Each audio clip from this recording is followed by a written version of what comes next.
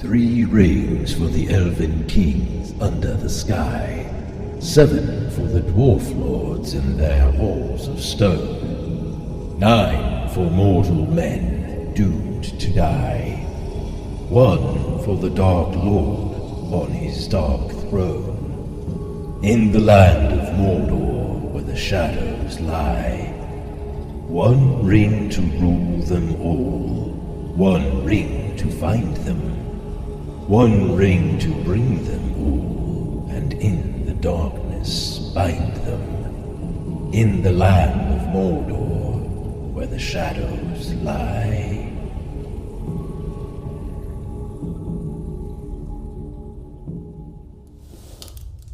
Alas, Mordor draws all wicked things, Frodo, and the Dark Power was bending all its will to gather them there. The ring of the enemy would leave its mark too, leave Gollum open to the summons. In that land he would learn much, too much for his comfort. And sooner or later, as he lurked on the borders, he would be caught and taken for examination. That was the way of it, I fear. Through him, the enemy has learned that the One has been found again. He knows where Isildur fell. He knows where Gollum found his ring. He knows that it is a great ring, for it gave long life. He knows that it is not one of the 3, for they have never been lost, and they endure no evil. He knows that it is not one of the 7 or the 9, for they are accounted for. He knows that it is the One. And he has at last heard, I think, of hobbits and the Shire. The Shire. He may be seeking for it now, if he has not already found out where it lies. Indeed, Frodo, I fear that he may even think that the long unnoticed name of Baggins has become important. This is terrible. Far worse than the worst that I imagined from your hints and warnings. Oh, Gandalf, my friend, what am I to do? I am really afraid. What a pity that Bilbo did not stab that vile creature when he had a chance. Pity? It was pity that stayed his hand. Pity and mercy, not to strike without need. And he has been well rewarded, Frodo.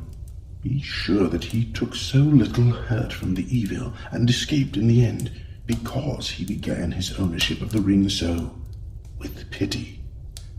I am sorry, but I am frightened, and I do not feel any pity for Gollum. You have not seen him. No, and I don't want to. I can't understand you.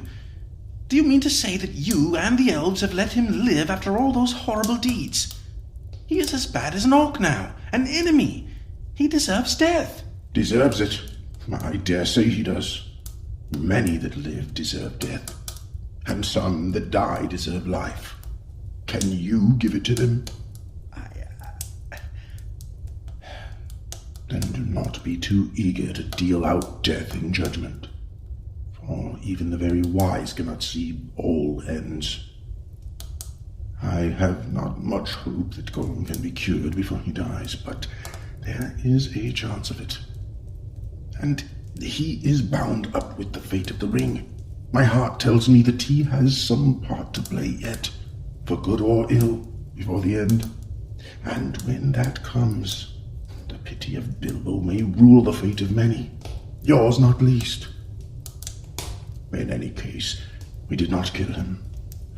The wood elves have him in prison, but they treat him with such kindness as they can find in their wise hearts.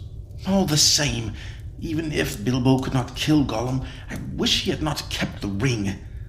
I wish he had never found it, and that I had not got it. Why did you let me keep it? Why didn't you make me throw it away, or destroy it? Haven't you been listening to what I have said? You are not thinking of what you are saying.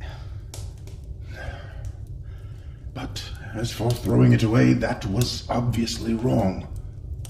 These rings have a way of being found. In evil hands, it might have done great evil. Worst of all, might have fallen into the hands of the enemy.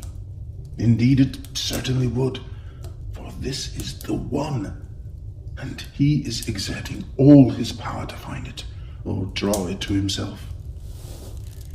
Of course, my dear Frodo, it was dangerous for you, and that has troubled me deeply. But there was so much at stake that I had to take some risk. Though even when I was far away, there has never been a day when the Shire has not been guarded by watchful eyes. As long as you never used it, I did not think that the ring would have any lasting effect on you. Not for evil, not for a very long time at least. And you must remember that 9 years ago, when I last saw you, I still knew little for certain. But why not destroy it? As you said, should have been done long ago. If you had warned me or even sent me a message, I would have done away with it. Would you?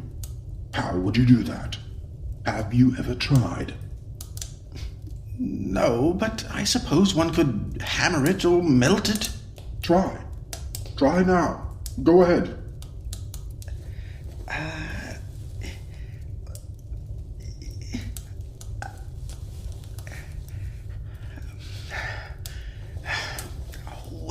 I can't. You see, already you too, Frodo, cannot easily let it go, nor will to damage it. And I could not make you, except by force, which would break your mind. But as for breaking the ring, force is useless. Even if you took it and struck it with a heavy sledgehammer, it would make no dent in it. It cannot be unmade by your hands or mine. Your small fire, of course, would not melt even ordinary gold. This ring has already passed through it unscathed, and even unheated. There is no smith's forge in the Shire that could change it at all. Not even the anvils and furnaces of the dwarfs could do that. It has been said that dragon fire can melt and consume the rings of power, but there is not any dragon left on Earth in which the old fire is hot enough. Nor was there ever any dragon who could have harmed the One Ring, the ruling ring, for that was made by Sauron himself. There is only one way: to find the cracks of doom and cast the ring in there, if you really wish to destroy it, to put it beyond the grasp of the enemy forever. I do really wish to destroy it. Or, well, to have it destroyed. I am not made for perilous quests. I wish I had never seen the ring. Why did it come to me? Why was I chosen? Such questions cannot be answered. You may be sure that it was not for any merit that others do not possess, not for power or wisdom at any rate. But you have been chosen, and you must therefore use such strength and heart and wits as you have. But I have so little of any of these things. You who are wise and powerful, will you not take the ring? No! With that power, I should have power too great and terrible, and the ring would gain a power over me still greater and more deadly. Do not tempt me, for I do not wish to become like the Dark Lord himself. The way the ring pulls at my heart is by pity for weakness and the desire for strength to do good. Do not tempt me. I dare not take it. Not even to keep it safe or unused.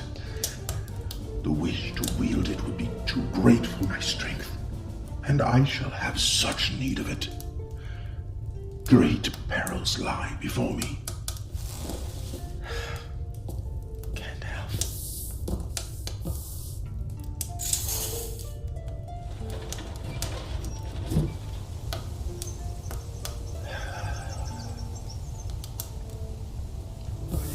And now, dear Frodo, the decision lies with you.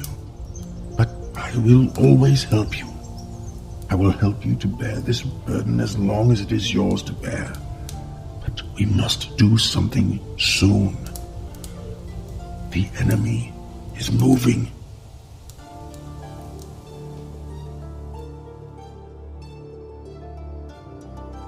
The Shadow of the Past, an excerpt from The Fellowship of the Ring by J.R.R. Tolkien, was adapted, performed, and produced by J.D. Sutter. Jonathan Cook performed the Ringverse. Full credits and more audio projects at jdsutter.me.